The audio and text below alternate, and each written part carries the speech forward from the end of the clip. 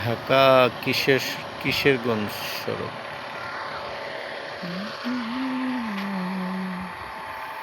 এই যে আমাদের গাড়িটা হঠাৎ করে খারাপ হয়ে গেছে।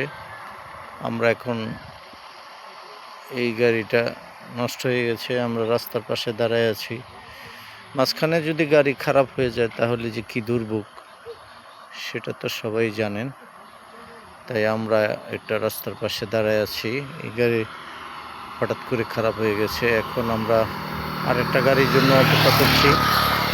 এই গাড়িটা নিয়ে আমরা মুভ করা সম্ভব হচ্ছে না, তাই এই ঝিরিঝিরি বৃষ্টির মধ্যে আমরা অপেক্ষা করছি আরেকটা গাড়ির জন্য।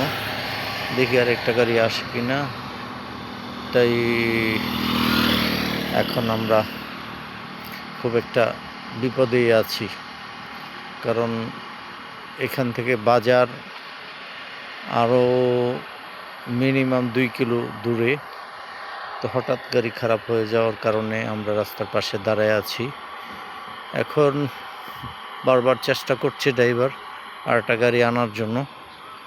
দেখা যাক কী হয়, কতক্ষণ আমাদেরকে অপেক্ষা করতে হবে। তাই একটা সমস্যার মধ্যেই পড়ে গেলাম।